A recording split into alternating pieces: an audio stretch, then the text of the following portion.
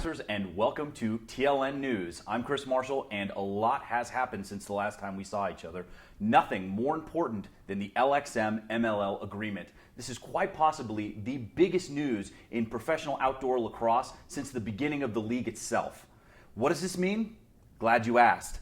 The teams will no longer be playing in the same season. All of the LXM Pro games will now occur exclusively in the off-season, and players will be allowed to transfer between both leagues. Guys like Sam Bradman, guys like Kyle Harrison, Peter Baum playing in both leagues, spreading lacrosse, especially when the LXM games are going to be taking place in non-traditional hotbeds, places where there are not already existing MLL teams. I cannot wait to see the level of lacrosse that's going to be going on all season long.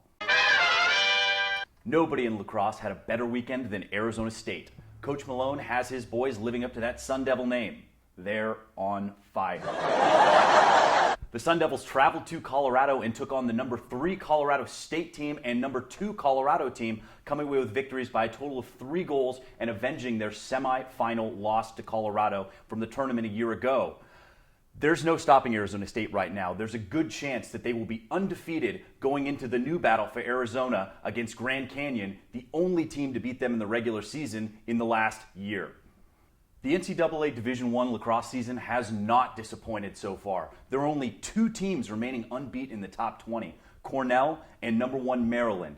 The season has been all over the place and is wide open. Just look at the results from this past weekend. You got Notre Dame doubling up UVA, Q's coming away with a huge victory over Hopkins, Bryant beating Albany, UMass coming away with a victory against Penn State, and Loyola sneaking by Army by 1 goal. Michigan coming away with their first ECAC win. It's anybody's game out there. I want to know who you think is going to win it all this year. Make sure to write in the comments and tweet at us at the Lacrosse Network with who you think is going to win. In really important music news, Miley Cyrus is doing more than just hurting ears. A member of the construction team that built the giant tongue slide she slides down to start her Bangers tour hurt himself and is now suing. So that happened. Make sure to tune into the SLC Game of the Week, brought to you by Total Lacrosse, every week for your chance to choose the play of the game, which brings us to this week's video of the week. Nate Fredrickson stinging the top corner from Loyola Marymount. And now for the final rundown.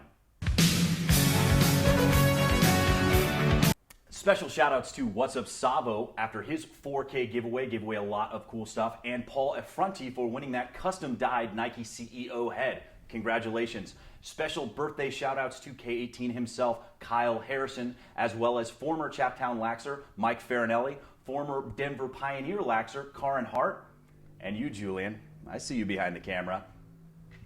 Also be sure to tune into this week's SLC Game of the Week, brought to you by Total Lacrosse. We have got a biggie. CSU traveling to Orange County to take on Chapman University. Make sure to tune in for your chance to win a bunch of cool gear from Total Lacrosse, as well as a full slate of NLL games starting on Friday. As always, I'm Chris Marshall. Stay laxy.